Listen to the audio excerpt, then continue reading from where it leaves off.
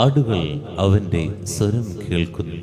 നമുക്കറിയാം, നമ്മുടെ കൂടെയുള്ളവർ അല്ലെങ്കിൽ നമുക്ക് വേണ്ടപ്പെട്ടവർ അവരുടെ സ്വരം എവിടെയായിരുന്നാലും, ഏത് ജനക്കൂട്ടത്തിനിടയിലായിരുന്നാലും, അകലങ്ങളിലായിരുന്നാലും പെട്ടെന്ന് നമ്മൾ തിരിച്ചറിയും. അവരെ ഒന്ന് സംസാരിച്ചിറങ്ങുമ്പോൾ ദേ അപ്പനവിടെ വന്നിട്ടുണ്ട്, അമ്മ അവിടെയുണ്ട്, മോൻ അവിടെയുണ്ട്. പലപ്പോഴും നമ്മൾ പറയാറുണ്ട് ഇതുപോലെ. അതെന്തുകൊണ്ടാണ് നമ്മളത് തിരിച്ചറിയാൻ കാരണം? അത്രയും സ്വരമായിട്ട് നമ്മൾ ഇടപഴകി, അത്രയും നമ്മൾ അവരെ സ്നേഹിക്കുന്നുള്ളത് കൊണ്ടാണ്. എൻ്റെ കർത്താവിൻ്റെ സ്വരം ഏത് വേദനയിലും എനിക്ക് തിരിച്ചറിയാൻ പറ്റുന്നുണ്ടോ? ഏത് വേദനയിലും അല്ലെങ്കിൽ ഒരു തീരുമാനമെടുക്കുന്ന സമയത്ത് കർത്താവിനോട് സംസാരിക്കുമ്പോൾ ആ സ്വരം ഒന്ന് കേൾക്കാൻ പറ്റുന്നുണ്ടോ?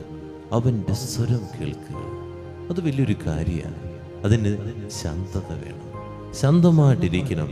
മറ്റു ഒച്ചപ്പാടുകളും ബഹളങ്ങളും ഒക്കെ മറന്ന് ദൈവസന്നിധിയിൽ ശാന്തമാകുമ്പോഴാണ് ദൈവത്തിൻ്റെ സ്വരം തിരിച്ചറിയാൻ പറ്റുക. ദൈവത്തിൻ്റെ സ്വരം കേൾക്കുന്ന, അത് മനസ്സിലാക്കാൻ കഴിവുള്ള ഒരു ക്രിസ്ത്യാനിയായിട്ട് നമുക്ക് മാറാം.